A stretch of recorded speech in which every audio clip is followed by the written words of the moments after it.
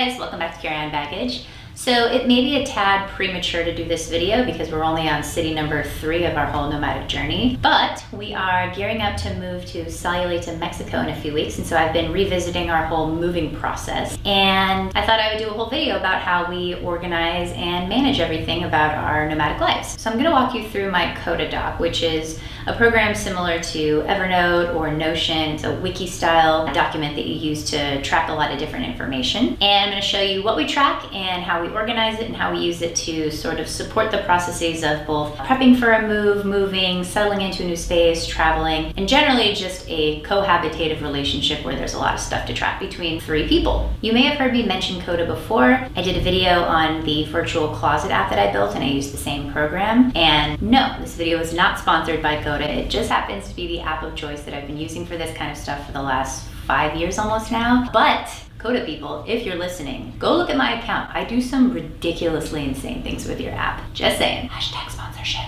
Before we jump in, I'll just say that from an ops perspective, nomadic life is really challenging, particularly because you are repeatedly doing tasks that are typically more overhead or one-time tasks, like finding a new apartment, building a whole community, figuring out, your grocery store, your coffee shops. You're essentially rebuilding and rebuilding your life without any of the comforts of all of the stuff that can kind of make a home feel more like home. But if there's one thing that ops people are fantastic at, is taking complicated processes that are repeated a lot and making them extremely efficient. In this way, my goal is really to make it so that living nomadic is not just one endless cycle of being stressed about the next move.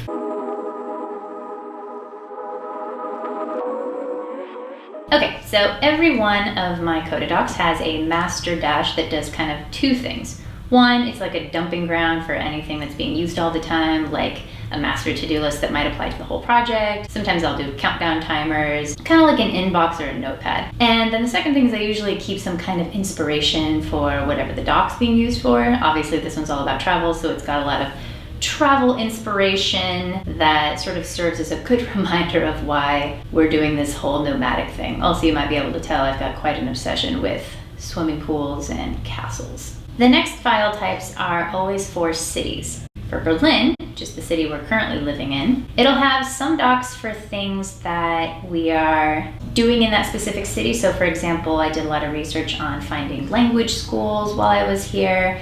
I did a lot of research on finding the right ballet schools, things like co-working spaces or childcare, kind of anything that we'll need to maintain the entire time we're living there. As things become irrelevant, we move it into a post-mortem doc, and this may have been stuff that we were tracking prior to moving. For example, for Berlin, it had a list of things we needed to do for our San Francisco apartment to get it ready to move out, any subscriptions we had to cancel, since that was really our big move out. Then it also has our retrospective. So a few weeks before moving out, we do a sort of post-mortem or retrospective so we can make any adjustments we need before we start the process all over again. I wrote a really long article on how we do our travel retrospectives, so I'll link it in the description below if you want any more information about how we do those. They're super, super helpful though. Okay, once we've left a city, we move the whole thing into a bucket list folder.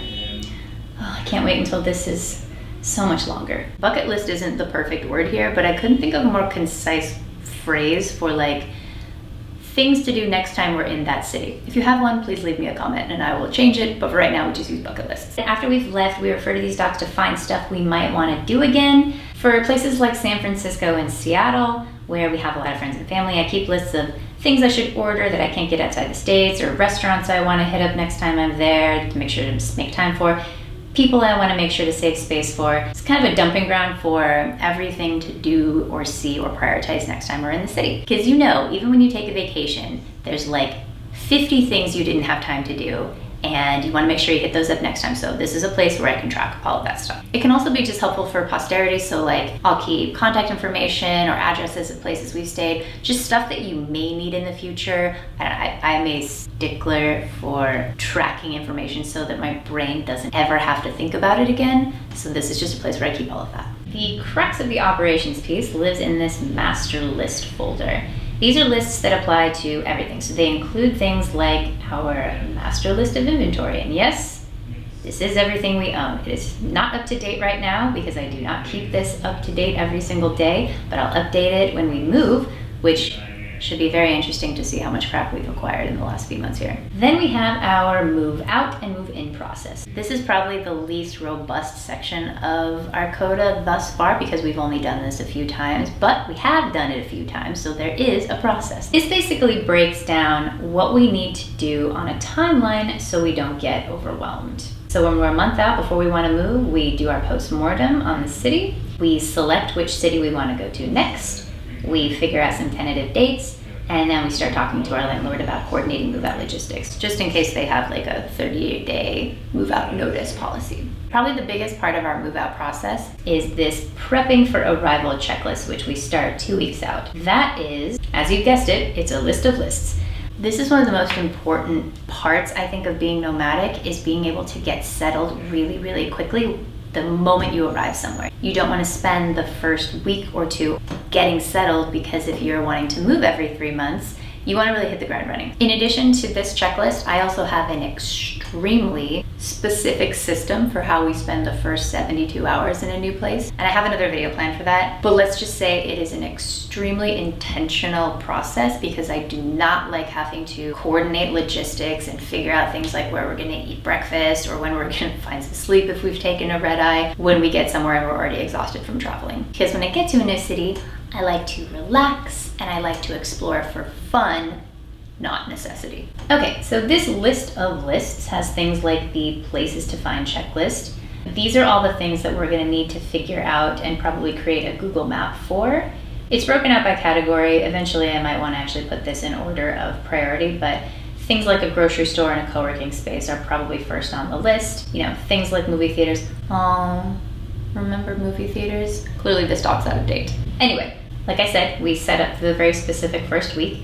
We have an Amazon shipment that we send ahead of time with things like diapers, baby formula, a couple of household things that we know we'll need for the first 24 hours just in case. Once I flew into Auckland on Boxing Day and literally everything was closed. Gas stations, there was absolutely nothing open, and my friend and I were staying in an Airbnb and we had to raid our Airbnb host's whiskey cabinet because it was a whole thing. Never mind. Going back to the checklist, we usually, if we can, try to set up childcare before we get there. If we can't actually find someone, we'll at least set up an interview for somebody. We also like to sign up ahead of time for a month of some kind of gym or yoga class, or take advantage of a free trial somewhere so that we don't waste a week not having to work out. We usually see if we know anybody there. Luckily, most of the places we've lived thus far, we've had a couple friends there, and we try to organize a group dinner just so we're doing something social. We get our Google Maps started with all the places from the places to find checklist. And then I like to create a reading list. I like to read books about the cities we're in, or find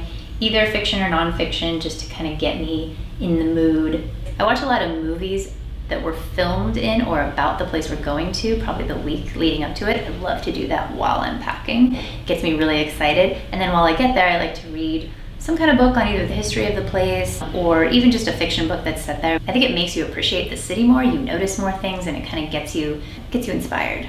I have a couple under construction lists for like how to set up a house really quickly. This isn't really a process yet because I haven't quite got my rhythm, and I'm working on how to set up a house in the right order so that the most urgent things get done first and I don't get overwhelmed and start just decorating too much. But I haven't quite figured that one out yet. And then the tiers of things. I'm extremely proud of this. So one of the biggest lessons I probably learned from being nomadic is that being a minimalist and the way you own things is not binary. There's no like line in the sand where as a minimalist and as a nomad, these are the things you own and these are the things that you just have to give up. That's not realistic, especially when you have a baby whose needs are changing every single month as they grow and learn, and so you're constantly having to buy new things and get rid of old things. So what I've actually learned about myself is that it's not necessities and nice to haves. There's actually a spectrum, and I call it the tiers. Tier 0 is basically everything we must have on any given day. So those are the things that we bring with us in our suitcase,